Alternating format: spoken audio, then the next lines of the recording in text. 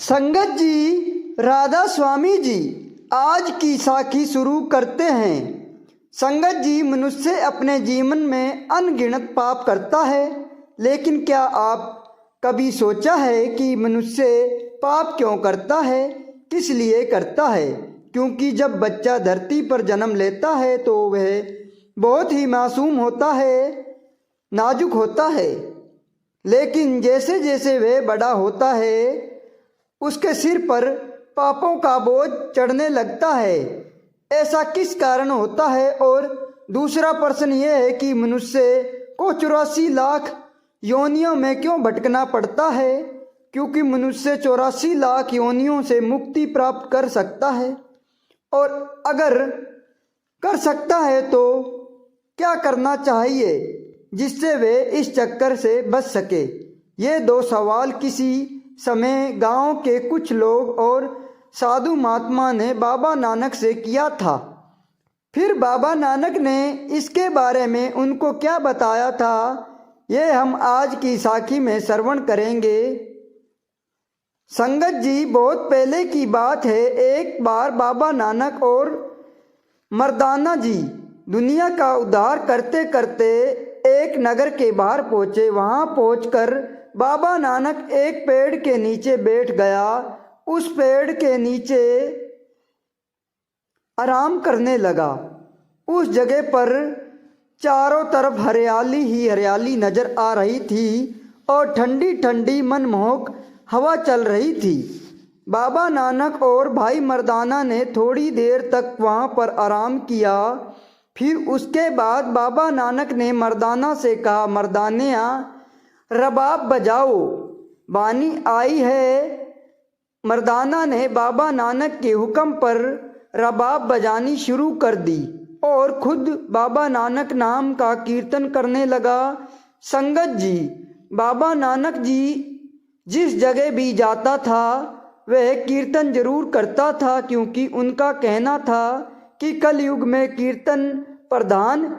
इसका अर्थ यह है कि कलयुग में मुक्ति के लिए कीर्तन ही एक रास्ता है, लेकिन इसके अर्थ यह नहीं है कि हम बाहर बैठकर ढोल मजार बजाने लगें।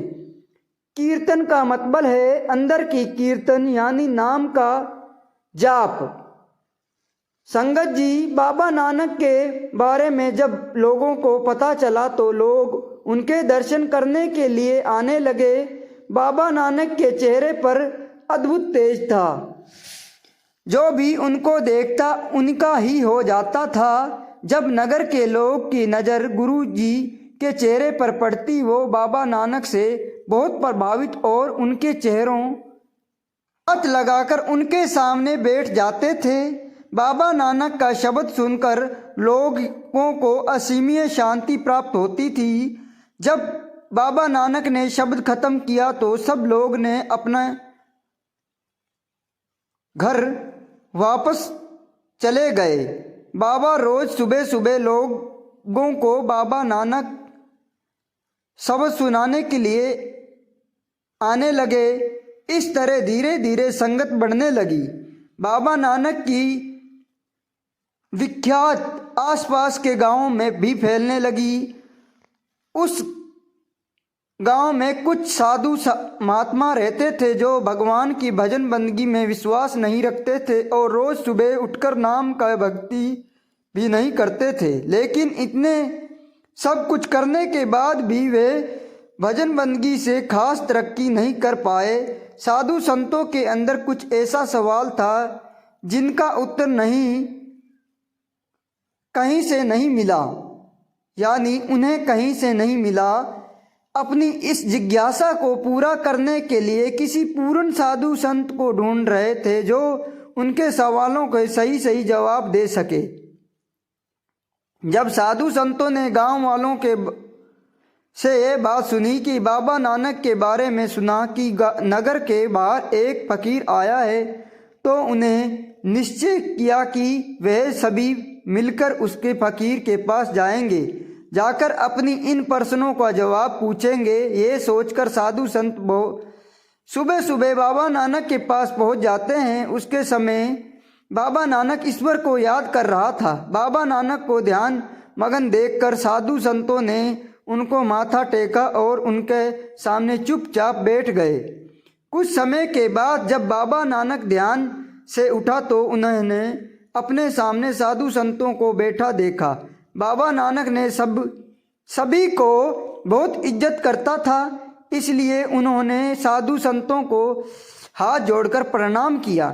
जब साधु संतों ने बाबा नानक को हाथ जोड़ते हुए देखा तो उन्हें लगा कि भी श्रद्धा से बाबा नानक की आगे हाथ जोड़ दिए। साधु संत बाबा नानक को देखकर बहुत प्रभावित हुए। वे बिना कुछ कहे बाबा नानक की नूरानी चेहरे के निहार रहे थे। साधु संतों का ऐसे लग रहा था कि जैसे ईश्वर खुद उनके सामने बैठा हुआ है। संगत जी, पूर्ण गुरु को उनका चेहरे से ही पता चल जाता है क्या कि उनके चेहरे पर एक चमक होती है जो सृष्टि के लिए प्राणी में नजर आनी नहीं। तभी साधु संतों भी एक संत उठा और उनके बाबा नानक से कहा, गुरुजी, हम लोग के अंदर कुछ ऐसा सवाल है जिसका उत्तर हम कहीं नहीं मिला, इसलिए आपकी विनती है कि आप उन सवालों का जवाब देकर हमारी जिज्ञासा शांत करें, क्योंकि यह सवाल हमारे भजन बंदगी का रुकावट बन रहे हैं। बाबा नानक ने उनकी बात सुनकर बड़ी सादगी से कहा, पूछो संतों, आप जो कुछ भी पूछना चाहते हो। संतों ने एक एक करके संत उठे और बाबा नानक से बोले, गुरुजी, हम सभी के अंदर कुछ सवाल हैं, इनके उत्तर हमें कहीं नहीं मिले। फिर संत ने कहा, गुरुजी, हमारे पास सवाल यही है कि मनुष्य पाप क्यों करता है? क्या मनुष्य वह पाप खुद करता है या उनके पाप करवाए जाते हैं?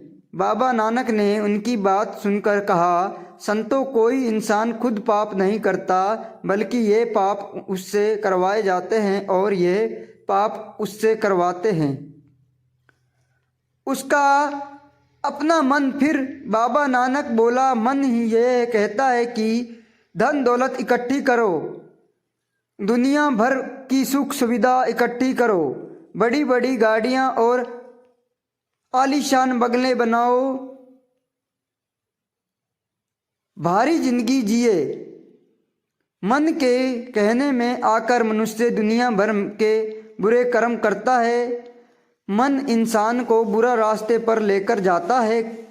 मन कभी भी मनुष्य की सही रास्ते पर चलाने नहीं देता, हमें हमेशा मोह माया में फंसाए रखता है। कभी परिवार के मोह में, कभी धन दौलत के मोह में मनुष्य पूरी जीवन बुरा कर्म करके धन दौलत इकट्ठे करता है। मनुष्य बिना कुछ सोचे समझे अंधाधुंध धन के पीछे भागता फिरता है। असलियत आलीशान बंगले, जमीन जायदाद बनाता है, बुरे कर्म करके इतना ज़्यादा धन इकट्ठा कर लेता है कि वह उनके इस्तेमाल भी नहीं कर पाता और यमदूत आकर उनके सराहने आकर खड़े हो जाते हैं और वह ये दुनिया छोड़ जाता है। जब मनुष्य के शरीर खत्म हो जाता है और जब उनकी आत्मा धनराज के अदालत में पहुंचती है तो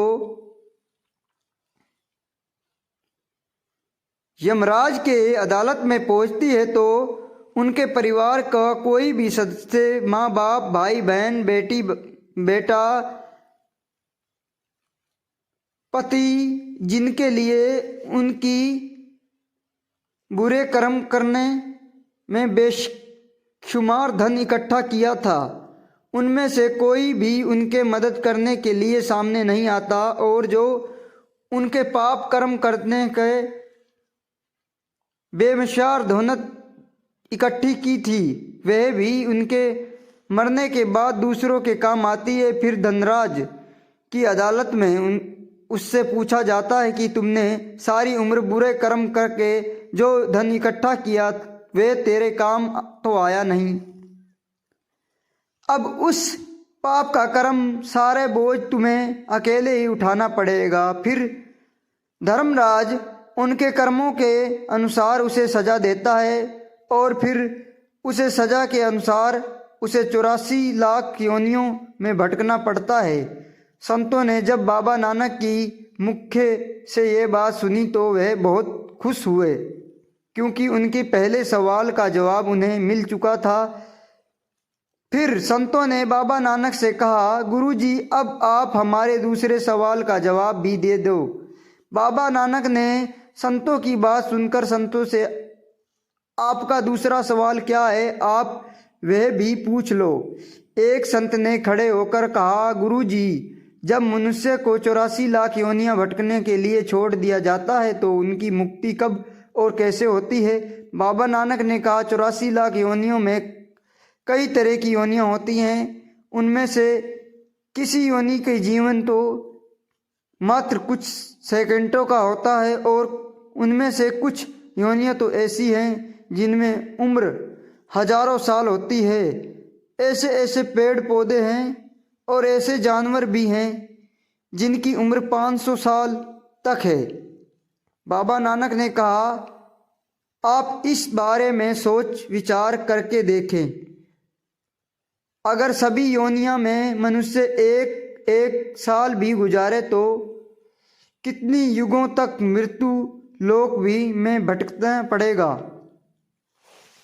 और उनके बाद भी ईश्वर की दया होती है तो ये अनमोल मनुष्य जीवन मिलता है। और ये मनुष्य जीवन तो ऐसा है कि जिसके लिए देवी देवता भी तरसते हैं। इसलिए मनुष्य की मुक्ति का केवल एक ही मार्ग है, वह है ईश्वर की भक्ति, ईश्वर का नाम जपने का, ईश्वर के बिना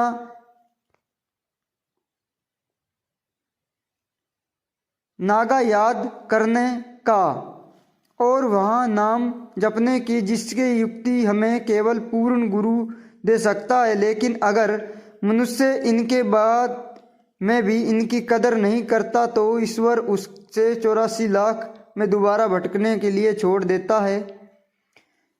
अपनी बात पूरी करने के बाद बाबा नानक ने संतों की तरफ देखा और पूछा, संतों अगर आपके अंदर कोई और जिज्ञासा है तो बताइए। संतों ने बाबा नानक की बात सुनकर कहा, गुरुजी आपकी बात सुनकर हमारे अंदर के सभी शंकाएं और सवाल खत्म हो गए हैं। हम आपकी बात अच्छी तरह समझ गए। हम लगता है केवल बाहर की भक्ति पर ध्यान न दिया जाए, लेकिन आपकी बात सुनकर हमें समझ आ गया कि हमें क्या करना चाहिए। उसके बाद संतों ने बाबा नानक की विनती की। गुरुजी ने शिष्य बन गए न चाहते थे।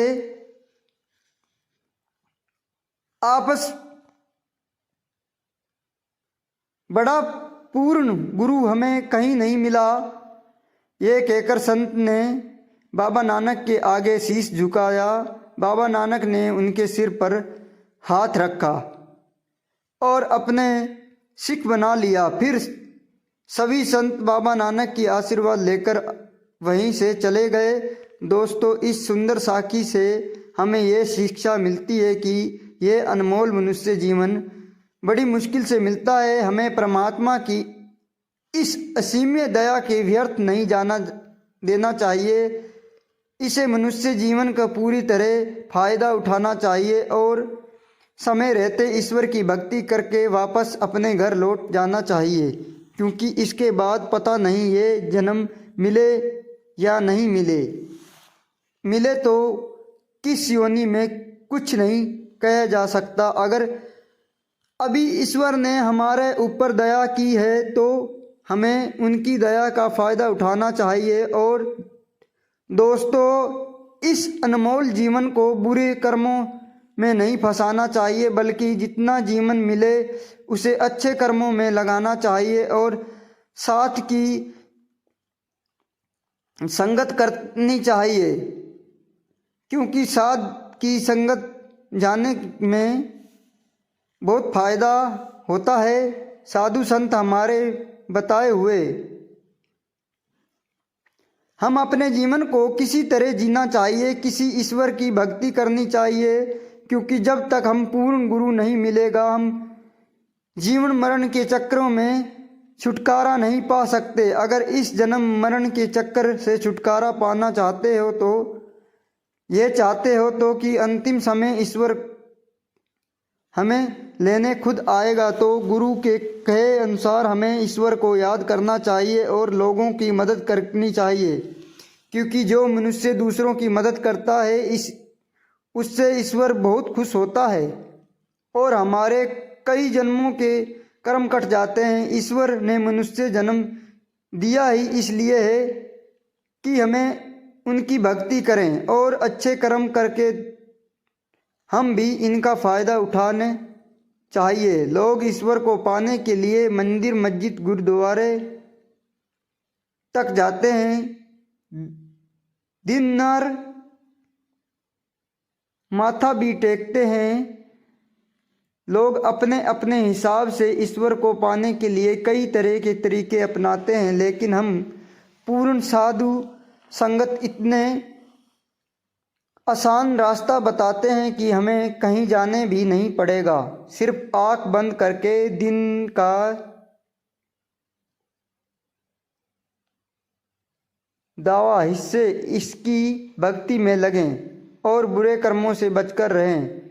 इससे आसान रास्ता कोई नहीं है, इसलिए हमें आज ही नहीं बल्कि अभी से ये काम शुरू कर देना चाहिए, ताकि समय रहते हमें अपने असली घर वापस पहुंच सकें। दोस्तों, बाबा नानक की ये सुंदर साखी आपको कैसी लगी, कृपया कमेंट करके ज़रूर बताइए।